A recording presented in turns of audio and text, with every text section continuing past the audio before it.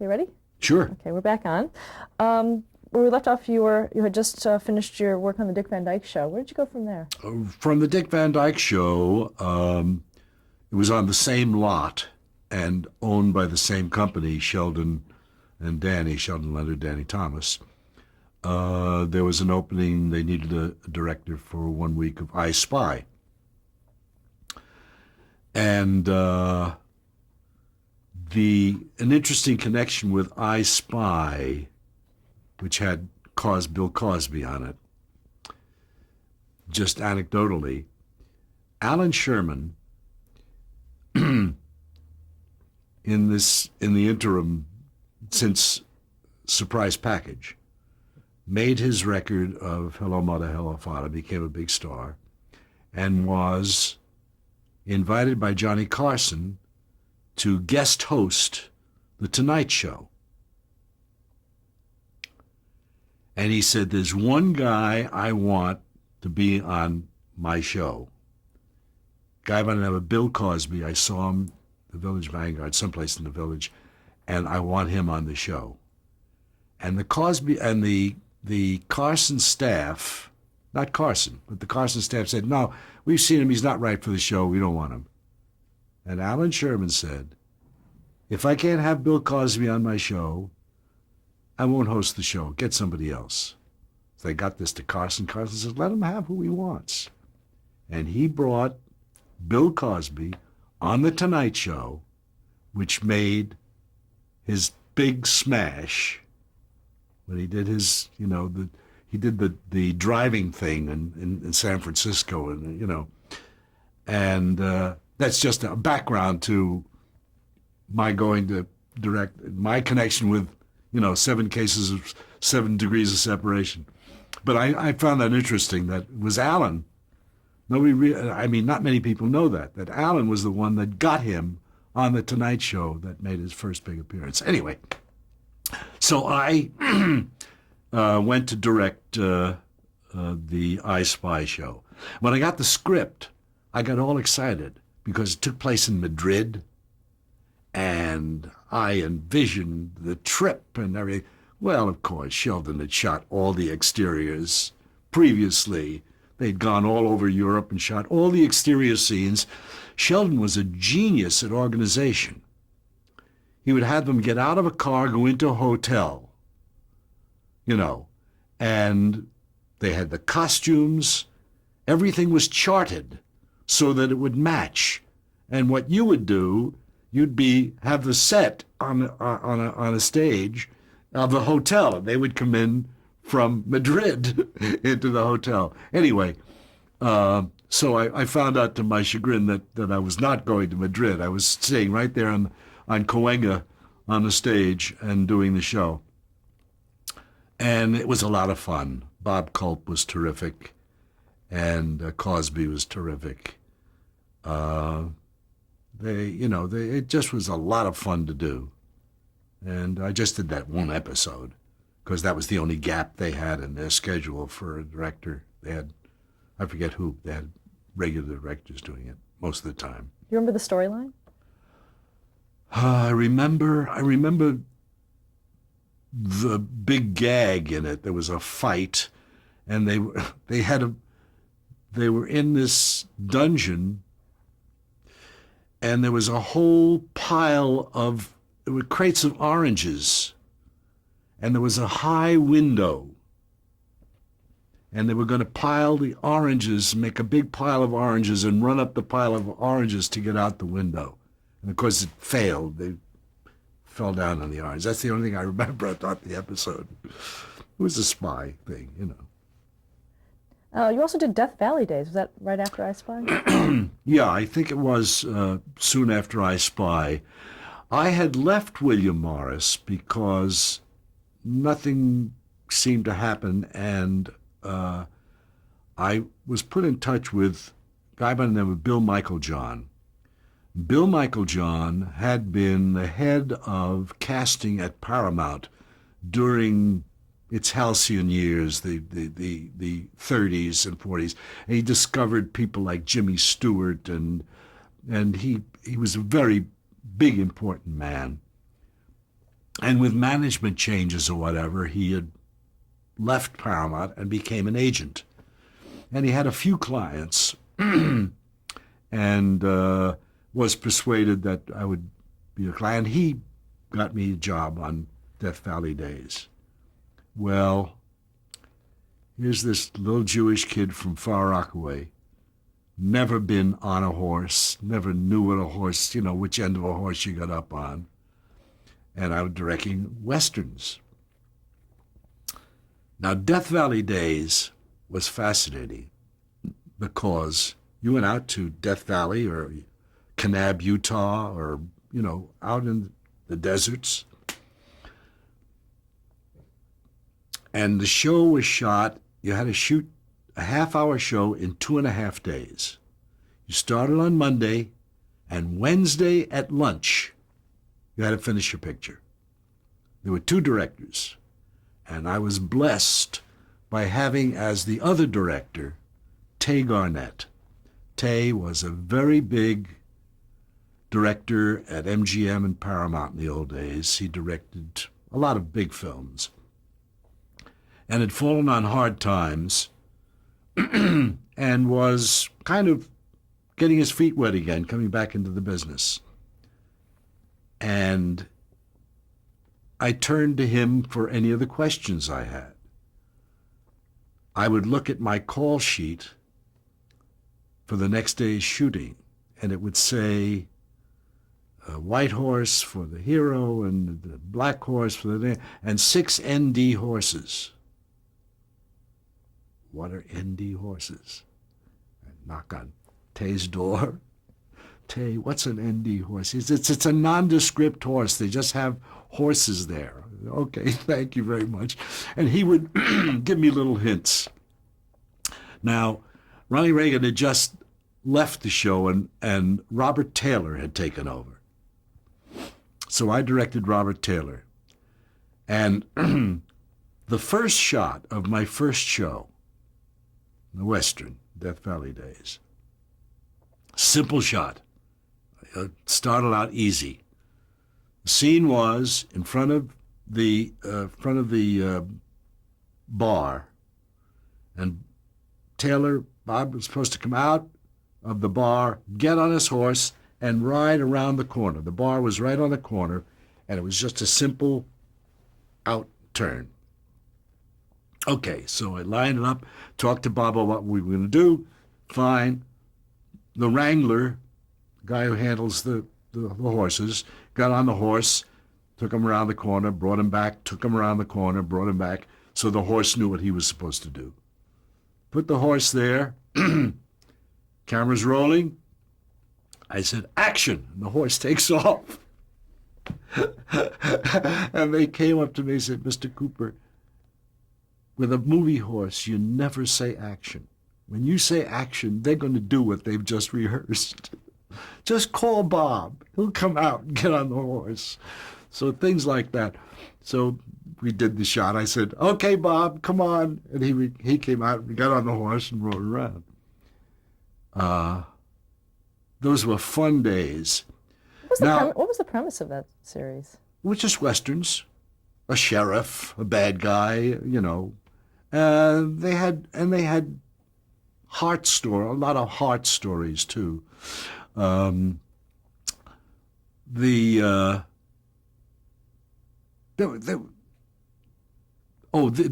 one thing about the 2.5 days, because it was such a tight budget, it was a very, very inexpensive show. I mean, I did it as cheaply as possible.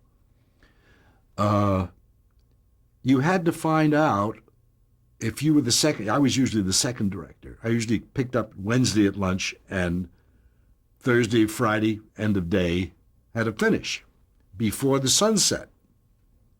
You had no lights. You had shiny boards off the sun for lights. So I would go to Tay and say, where are you going to finish up? See, wherever he finished and they broke for lunch, you had to turn 180 degrees and start your picture there, because there was no time to change to a new locale. So you had to work out with your first assistant, you had to work out the shots that could be managed, that could be taken up a half day of work, would fill a whole half day of work, 180 degrees or in the neighborhood, right there of wherever the other picture was finishing. So that was that problem, which was interesting. I didn't know what a wiki-up was. I didn't know. I would direct to say, oh, Robert Taylor was wonderful. He, from the old school, they did their jobs. You know, they knew their jobs, they did their jobs. We were out in 120 degrees in the desert at a little make-believe Western town that had air conditioning inside the bar and inside the shops. It was a tourist place outside of Tucson. So as soon as I would yell, cut, everybody would take off. All the actors would take off for the inside where it was cool. Not Bob. He would stand there and wait and see what I would tell him where I wanted the camera put. I'd say, Bob, you know, and he was pouring sweat. And he'd say, let me just see where your next setup is now. And he would wait until then, and then go. And if he had an offstage line, if I was doing a close-up of an actor who was talking to him off camera, which most of the actors had a script clerk read to them, he was there. He said, no, they want to look at the guy that they're talking to. And that was the old MGM training, you know. My prop man filled a Turkish towel with ice cubes, put it on. I put the hat over the ice cubes and let that drip down over me in that heat. That particular 2-3 days was just terrible. But there were many little things that one doesn't realize. I'd be staging a scene because I knew what I had never done Westerns, but I knew drama, I knew actors, I knew script, I knew what I wanted. I knew what I wanted to shoot. I didn't always know how to get it. So Bob taught me the angle that you had to have the camera at so that you could throw a punch and have a guy react and have it look real. I would tell the stuntmen how I wanted the fight stage to fall over into the trough and get up, you know.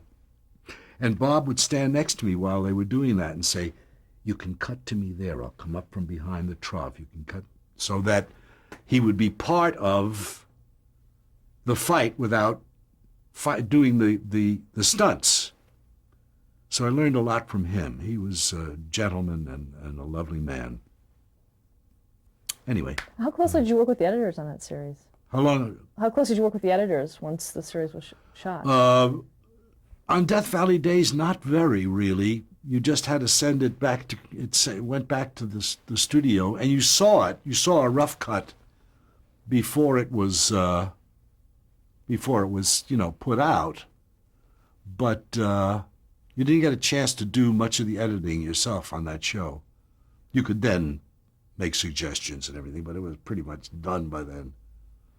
That was the disadvantage of that, of a small budget company, that kind of thing. Were you often happy with the results of what they did with your footage? Yeah, they did. They knew what they were doing. It was a fairly formulaic kind of film, you know. Remember where you went from there? You did 16 episodes of Death Valley. Yeah, but that was spread over 2-3 years, I guess. Didn't do them in succession. You'd go out and you'd do 2 or 3 at one clip, so that they would have 6 on a trip, 3 from you and 3 from the other director, in a given Kanab, Utah, or Death Valley itself, or wherever. A few times I just did one, though. Fly out. to some remote location, do the show, and come home. In general, was it difficult to, go to an established series and direct and then, come back You out? felt your way. Yeah, you felt your way. You had to, if I was, I guess, lucky most of the time, I'd run into people like Bob Taylor, Robert Taylor, and who were a delight to work with and easy. So I don't remember running into situations, but you did find out who was what and how to handle what was going on. But the itinerant director has a particular problem in coming into, you go into do Gunsmoke, you don't tell Arnett how to get off a horse, you have to have a little sense about how you speak to people who've been playing a given part for a long time. Now, Death Valley Days wasn't that. It didn't have a cast that was continuous. That's the big problem. That's the only big problem for a director coming into doing one episode. These people have been playing this particular character for a long time, and they know it, and you have to ask questions rather than direct, do it this way, Did you have a particular way of walking on to the set that first day that you... I haven't the faintest idea. I don't think anybody really knows what he does in his job or how. I can't describe objectively. I do know that I spoke to different actors in different ways. One just tunes into, but that happens at lunch or at a meeting or in the family. You know how to speak to Aunt Matilda differently than you speak to Uncle Joe, So I had, I guess, I was adept at that, at handling people the way they wanted to be handled. And getting across my message, of course. Let's move on to Gilligan's Island, which you began in 1964. Gilligan's Island, yes.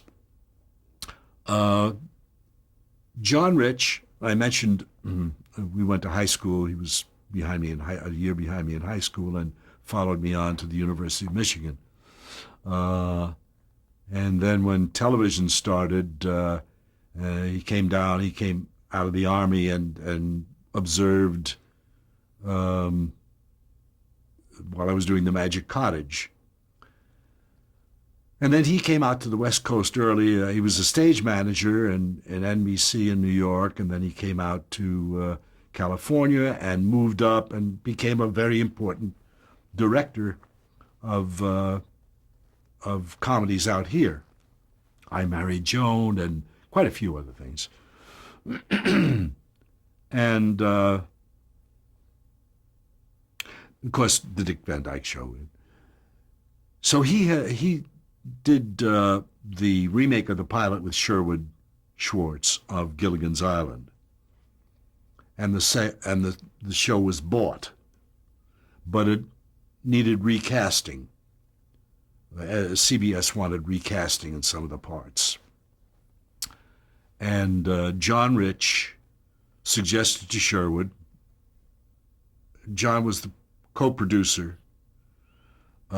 Sherwood was the executive producer, and John was to direct the first group of shows, 7, 8, 9 shows.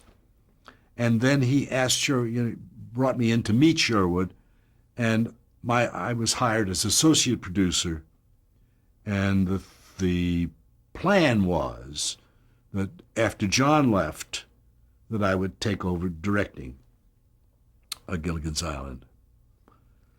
So I was in on the casting of Ginger, the Tina Louise part, and we went through many, many, many actresses. What were they looking for? They were looking, I don't know, they were looking for Tina Louise, I guess. Jim Aubrey, who was the head of CBS, decided on her, and we never auditioned her. She was never auditioned by me. We had many, many up-and-coming, beautiful young women audition for the role, including Raquel Welch, including, can't remember her first name, Novak, who's now married to Zubin Mehta, who is a very good actress, blonde lady. Okay, Kim? Not Kim Novak, no. Different Novak. Kim Novak is movie star. Anyway, we made well over 100 tapes of people in the scenes. I had to direct the same scene over and over again with different actresses. Who did they play with? Was there one of the regular cast? They played with some of the regular characters. With Russ Johnson, I think mostly was the scene that we did. And then the word was Tina Louise was going to be the part. Fine, so that was that. But in the interim, there was a a difference of opinion on God knows what between John Rich and so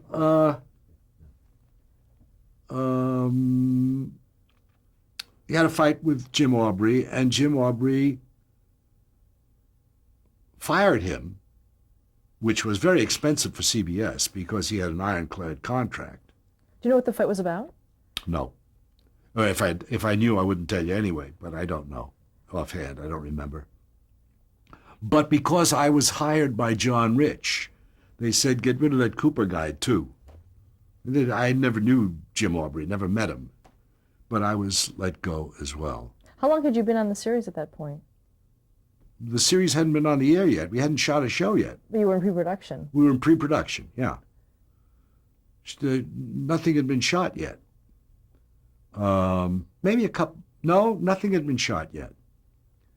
So I was off, but I was paid off for my 13. I was paid off for 13 weeks for just showing up and doing that one casting session and helping Sherwood a little bit with a couple of little writing things and nothing very important. What kind of producer was Sherwood Schwartz? Pardon? What kind of producer was? Oh, he's a Sherwood Schwartz? lovely man. Sherwood is a wonderful man, and as a matter of fact, when Jim Aubrey was fired from CBS, the very next day, I got a call from Sherwood Schwartz asking me to come in and direct a couple of shows, which I happily did. Do you have any memories of that? You did two shows. 2 shows, yeah. The first one was called A Nose by Any Other Name. Yeah, he gets hit in the nose, and I really don't remember.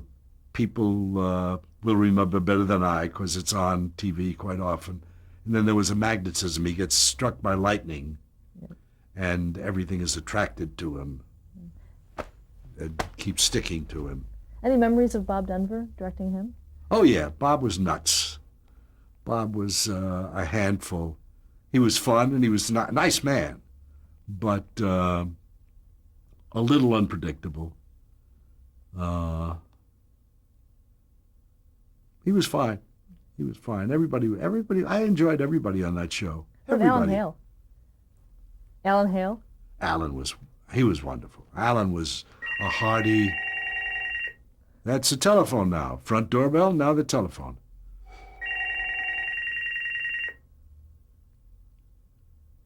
That should be the end of that. So. Oh, we're talking about Alan Hale. Yeah, Alan Hale was a big, bluff, wonderful guy. Looked very much like his father, Alan Hale Sr., who was a movie star. And they were all nice. Jim was nice. Naomi, Natalie was nice. Dawn was lovely. Tina was lovely. They were nice people to be with. I've been very lucky with. I have had very few difficult people to work with. So I don't know what else to say about that. Well, when you first started on Gilligan's Island, did you think the show would succeed? None of us thought it would last more than maybe 2 seasons, maybe because how long can you stay on a desert island, you know? But people loved it, and Sherwood wrote it beautifully, and there were clothes in the rich people's trunks to go around forever. They always found things on the island. It was a fun show. And where did you go from there? From Gilligan's Island, I think I Dream of Jeannie was next. I believe. I almost directed My Favorite Martian. I was called in to be interviewed to direct My Favorite Martian, where I would have met Bill Bixby, who I worked with many years later, because the director had a fight with Bill, not with Bill, but with Ray Walston? Ray Walston. It didn't get along, and they were unhappy, and I don't know if he quit or he was fired or whatever. He said, so we have another director coming in, and then 3 weeks from now, we'd like you to do the show. I said, fine. I got the script, I went home, and about 5 days later, I got a call from the producer, whose name I don't remember, who said, gee, I'm awful sorry, but they made up. He apologized, and so he's going to come back and direct the show. And so I didn't direct that. But then I got a call, my agent got a call from Sydney, Sheldon, about I Dream of Jeannie. And I came in and I met him, and I was hired for a couple of shows. Was the show already on the air? Yeah. Had you seen the show? I believe it was on the air. It was in the early days. I guess it may have been on the air, may have just being on the air. They had about 6 shows or 7 shows done. And of course, when you go to do a show, if they have any episodes in the can, you look at them. So I went in the screening room and saw it. And so I did the 2 shows, and by the end of the first show, Sheldon said, do some more. And from then on, I would do 6, and Claudio Guzman would do 6, and I would do 6, and Claudio Guzman would do 6. We alternated that way through, except for maybe an occasional single episode off, over the next 5 or 6 years. I did well over 70 of those episodes. Let's stop there to change the tape.